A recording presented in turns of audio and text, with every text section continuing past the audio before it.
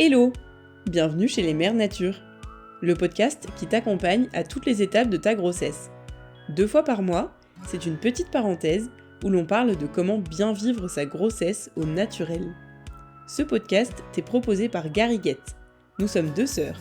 Moi, c'est Cécile. Et moi, c'est Livia. Pour t'accompagner au mieux, nous te présentons un professionnel de la grossesse à chaque nouvel épisode qui vient te livrer tous ses secrets. Et tu peux nous retrouver sur Instagram, sur gariguette au pluriel-fr, où tu y trouveras plein de conseils. Bonne écoute! Nous sommes ravis d'accueillir Alice Picard, pharmacienne et cofondatrice d'Équilibriste, une marque qui met la médecine naturelle au service de la santé des femmes.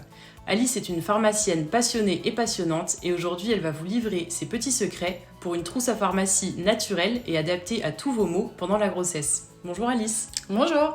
Salut Alice. Est-ce que tu peux te présenter, toi et ton parcours professionnel ? Oui, moi je suis Alice du coup. Je suis pharmacienne. Moi j'ai eu un parcours un peu atypique, j'ai fait pas mal de choses déjà.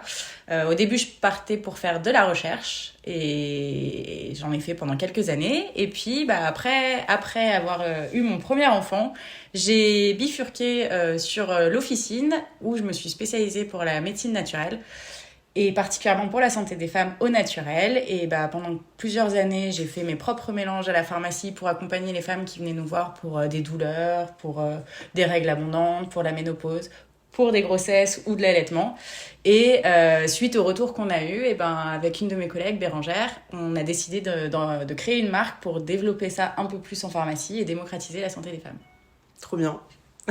Super. Et si tu devais choisir 3 mots qui décrivent ton métier ou ce que tu fais actuellement, ça serait quoi comme ça ? Alors, 3 mots, conseil, écoute et partage. Ok, trop bien. Parfait. Et du coup, en échangeant avec notre communauté, on a récapitulé un peu les mots principaux que les femmes enceintes peuvent rencontrer pendant leur grossesse. Il y en a beaucoup. Est-ce que tu peux nous conseiller des solutions naturelles qui sont OK pendant la grossesse et qu'on peut trouver en pharmacie ou ailleurs ? Ouais, bien sûr. Donc par exemple, ce qui ressort principalement chez les femmes enceintes au début de la grossesse, c'est les nausées. Qu'est-ce qu'on peut y faire ? Les nausées, c'est vrai que c'est assez fréquent chez les femmes enceintes, surtout en premier trimestre.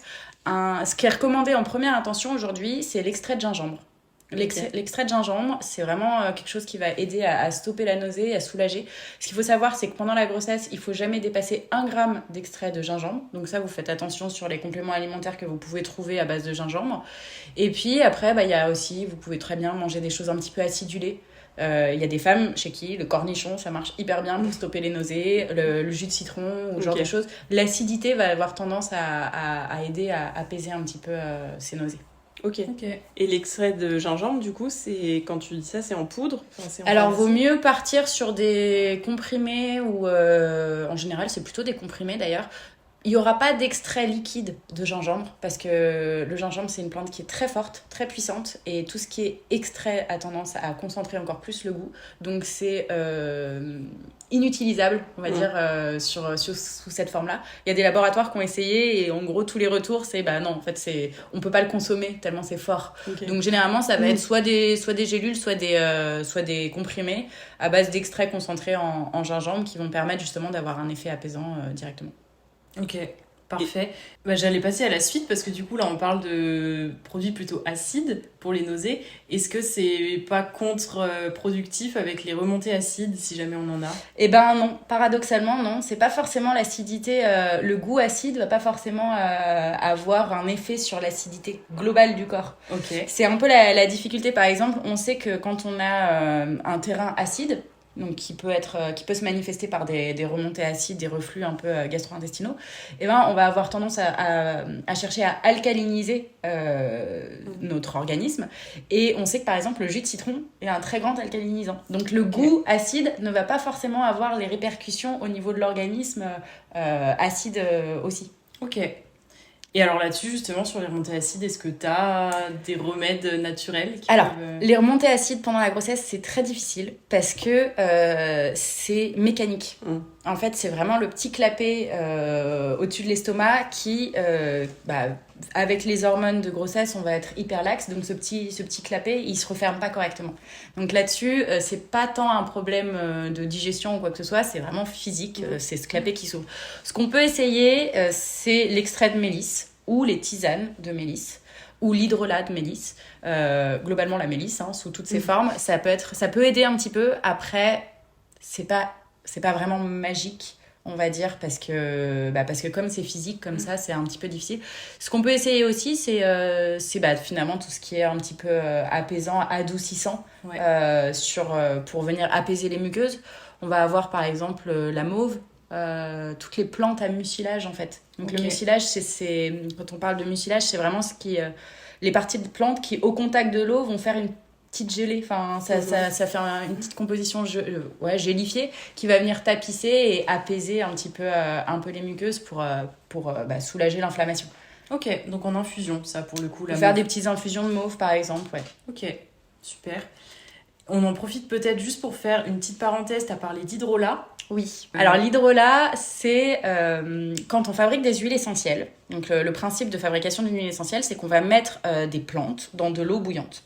On va faire bouillir le tout dans un petit alambic. Donc c'est une sorte de cocotte minute, on va dire, avec un tuyau qui en ressort. Et donc tout ce qui va... Quand on chauffe l'eau avec les plantes, ça va s'évaporer, forcément. Et ensuite, l'évaporation va partir dans le tuyau et va être refroidie. Et en refroidissant, on va récupérer du liquide et une petite couche d'huile. Donc l'huile en surface, ça correspond aux huiles essentielles. C'est vraiment la partie très concentrée, la plus concentrée de la plante, où on va avoir beaucoup d'actifs, et notamment des actifs qui sont souvent contre-indiqués pendant la grossesse, donc il faut faire attention. En revanche, l'hydrolat, c'est la partie aqueuse qui est en dessous, qui elle aussi va être riche en actifs, mais qui va pas avoir toutes les molécules liposolubles qu'on retrouve dans les huiles essentielles et qui peuvent être contre-indiquées pendant la grossesse. Donc l'avantage de l'hydrolat, c'est que c'est vraiment une forme concentrée de plante, plus concentrée qu'une infusion, mais safe pour les femmes enceintes ou allaitantes. Ok. Ou les enfants d'ailleurs aussi. Ok, donc tous les hydrolats ou il y a quand même des limites ? Alors il y a des limites parce que la plupart des producteurs d'huile essentielle, ils cherchent à avoir un rendement maximum d'huile essentielle. Donc ils mettent énormément d'eau pour récupérer toute l'huile essentielle de la plante. Du coup, dans ce cas-là, les hydrolats vont être très dilués et vont pas avoir beaucoup de propriétés. C'est des hydrolats qui vont souvent être utilisés plutôt en cosmétique, pour avoir les propriétés vraiment locales, les odeurs, mais qui n'auront pas forcément les propriétés médicinales. En revanche, il y a des hydrolats, des laboratoires qui sont vraiment spécialisés en hydrolats en tant que complément alimentaire, où là, du coup, ils font en sorte de faire 1 kg de plantes pour 1 litre d'eau. Et donc, l'hydrolat qu'on récupère derrière, il est hyper concentré. D'accord. Et ça, au moins, on est sûr d'avoir des propriétés efficaces. Ok, donc ciblé pour l'alimentaire et pas pour la cosmétique. Exactement. Et ça s'achète en pharmacie ou Si, ça s'achète en pharmacie. Après, je sais pas si c'est exclusif en pharmacie. On utilise beaucoup la marque L'Eau Florale, qui est une très belle marque qui fait des super hydrolats et on a des retours top. Pour l'avoir testé moi-même, l'avoir testé sur mes enfants, je le recommande vraiment vivement. Tu valides. Ah oui, c'est validé. C'est très très validé même. Ok. Bon, et donc sur les remontées acides, on a fait un petit tour. Et sur le stress, parce que les femmes enceintes sont souvent stressées au début de la grossesse, à la fin de la grossesse. Oui, il y a beaucoup de stress. La grossesse, c'est une période physiologique finalement où il se passe beaucoup de choses hormonalement. Et puis bon, on sait que c'est un changement de vie qui s'annonce. Alors, de base, pour le stress, mais ça joue pas que pour le stress d'ailleurs en plus, c'est le magnésium. Okay. Donc là, on n'est pas sur des plantes, on est plutôt sur un minéral. Mais le magnésium, c'est vraiment le minéral du stress. Il faut savoir que dès qu'on a un stress, qu'il soit physique ou psychique, on va avoir une fuite de magnésium. Et cette fuite de magnésium induit le stress en retour. Donc la complémentation en magnésium, elle est indispensable pendant la grossesse, particulièrement pendant la grossesse d'ailleurs. Là, il faut faire attention au type de sel de magnésium qu'on va utiliser. Il faut privilégier des sels qui soient bien assimilés, parce qu'il y a beaucoup de marques qui font des magnésiums où en fait... on n'assimile pas grand-chose et du coup, à part les troubles digestifs, on n'a pas beaucoup d'effets. Donc là, on va plutôt privilégier tout ce qui est bisglycinate de magnésium ou citrate de magnésium et à dose 300 mg par jour. Pour les femmes enceintes, je pense que c'est déjà pas mal. Il faut savoir qu'une carence en magnésium, ça entraîne souvent des crampes musculaires. Ah oui. Okay. Donc, toutes ces femmes enceintes qui peuvent se reconnaître dans ces symptômes, sachez que ça vient aussi d'une carence en magnésium et que le magnésium va être là à la fois pour soulager les crampes musculaires, mais aussi pour apaiser un peu le stress. Ok. Donc ça peut aider. Après, en termes de plantes, il y a aussi d'autres choses. La mélisse, toujours. Globalement, la mélisse, c'est une bonne plante pendant la grossesse parce qu'elle va avoir un effet apaisant. Et puis, on a aussi des hydrolats. Les hydrolats qui peuvent être chouettes, notamment l'hydrolat de fleur d'oranger, qui va avoir un petit effet cocooning, réconfortant, qui est intéressant. L'hydrolat de camomille aussi, qu'on peut utiliser de temps en temps. Ça peut être bien pour vraiment les coups de stress. Et puis, tout ce qui est exercice de respiration, de méditation ou autre, c'est des choses... C'est pas des plantes, mais c'est des choses naturelles qu'on peut faire, qu'on peut mettre en place pour vraiment aider à se détendre en période de grossesse. Ok, parfait. Sur le stress, on est pas mal. Ouais. Qu'est-ce qu'on avait aussi? On voulait te demander les fringales, par exemple. On en parle un petit peu moins souvent, mais il y a quand même des femmes qui nous font remonter ça comme symptôme. Est-ce que tu as quelque chose à proposer? Alors déjà, il faut savoir quel type de fringale, parce que mine de rien, pendant la grossesse, on a parfois... souvent, des fringales qui correspondent en fait aux besoins de notre organisme. En fait, la nature est bien faite et parfois on va avoir hyper envie de manger un truc bien précis parce que, sans le savoir, en fait, ce truc bien précis, il est riche en, je dis n'importe quoi, en fer, en magnésium ou en zinc et qu'à ce moment-là, notre corps en a besoin. Donc, il y a certaines fringales qu'il faut savoir écouter. Après, évidemment, si la fringale en question, c'est j'ai envie de pain au chocolat et de croissant tous les matins... Bon, a priori, là, c'est pas tout à fait le même principe. Je pense que dans ces cas-là, il faut savoir se tourner sur le pourquoi on a une fringale. Est-ce que c'est du stress? Est-ce qu'il y a d'autres facteurs?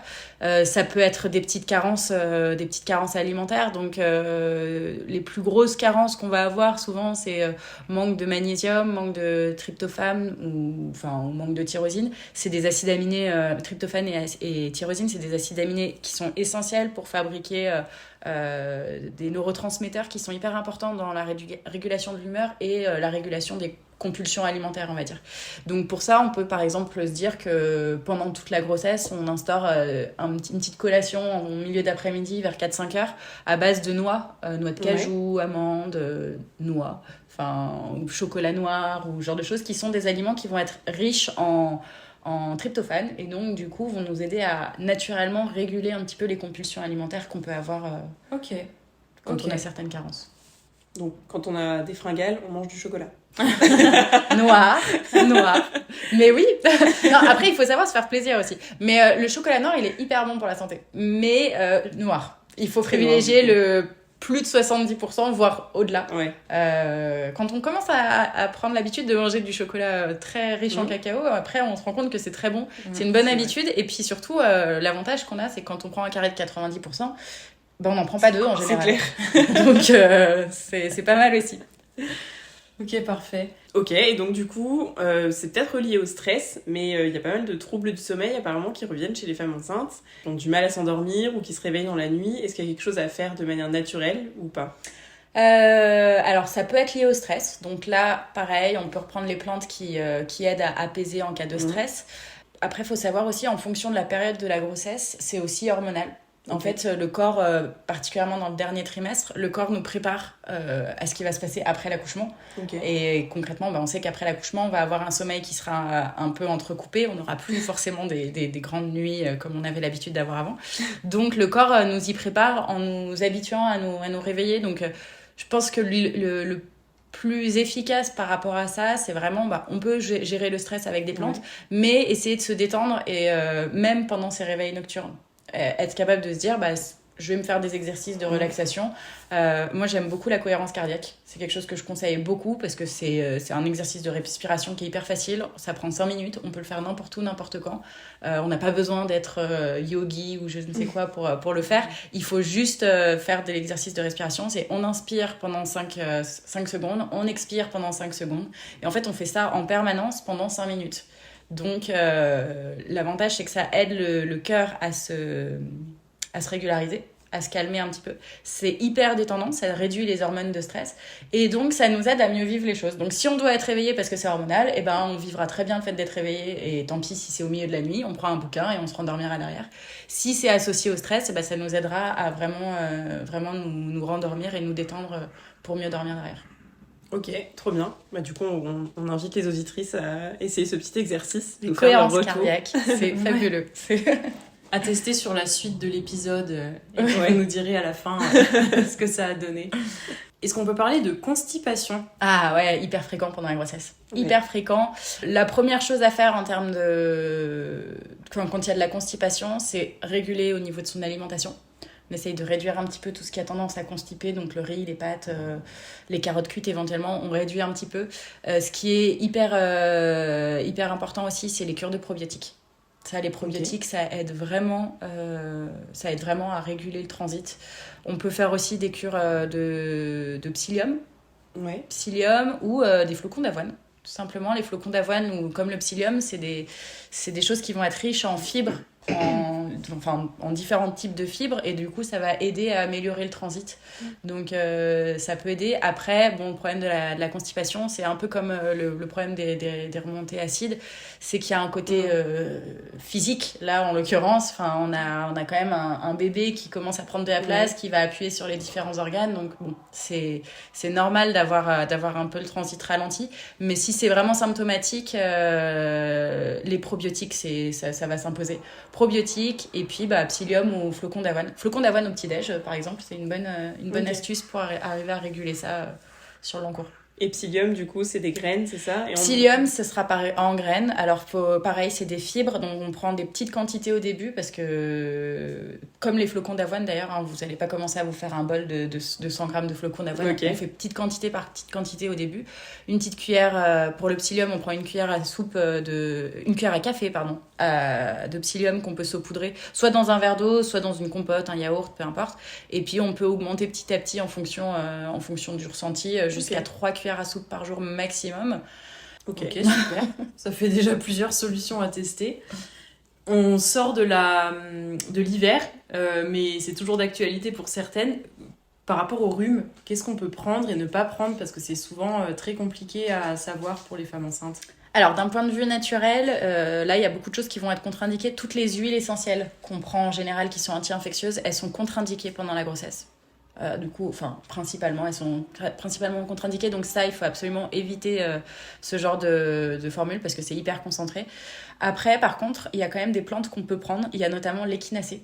L'échinacée, c'est une plante qui booste le système immunitaire. Donc, ce qui est intéressant avec l'échinacée, c'est que ça peut être utilisé à la fois en préventif ou en curatif. On peut l'utiliser sur la période de l'hiver quand on commence à sentir qu'on est un petit peu fatigué. On en prend 5 jours par semaine pour essayer de booster les défenses.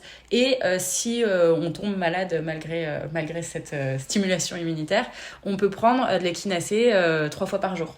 3 fois par jour, l'extrait d'échinacée. Il y a le cyprès aussi. En extrait de plante, pas en huile essentielle. L'extrait de cyprès qui peut être intéressant aussi, qui va avoir des propriétés antivirales. Lui, pareil, il est intéressant à prendre en préventif parce que ses propriétés antivirales, en fait, elles agissent tout de suite au début de l'infection. Au moment où le virus rentre dans l'organisme, c'est là que le cyprès va agir. Une fois que le virus sera dans les cellules, le cyprès sera plus trop efficace. Donc c'est pas mal à utiliser. Il y a des compléments qui font cyprès, échinacée qui peuvent être hyper intéressants à prendre pendant la grossesse en préventif pour éviter de tomber malade, et puis en curatif si jamais ça suffit pas. Ok, parfait. Et du coup, donc là on a parlé de sortie de l'hiver, mais toujours un peu l'hiver, et le printemps du coup va arriver, les allergies avec.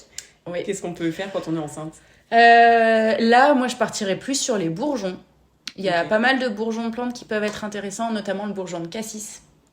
Alors le bourgeon de cassis, ça il est top celui-ci parce qu'il va à la fois donner un petit coup d'énergie, donc ça fait toujours plaisir pendant la période de grossesse, mais il va aussi stimuler le système immunitaire et il a des propriétés anti-allergiques. Donc ça, on peut se faire des petites cures d'extrait de cassis pendant la grossesse. On peut partir aussi sur du plantain, l'extrait de plantain qui est anti-allergique. Alors lui, il est vraiment antihistaminique, donc il peut aider pendant la crise aussi, en préventif ou pendant la crise. Plantain, cassis. Après, il y en a d'autres qui peuvent être anti-allergiques. On peut aussi, après, traiter vraiment le symptôme. Typiquement, quelqu'un qui va avoir des picotements dans les yeux, on peut mettre des collyres. Il y a tout ce qui est hydrolat de bleuet ou hydrolat de camomille qu'on peut mettre pour apaiser vraiment les irritations au niveau des yeux.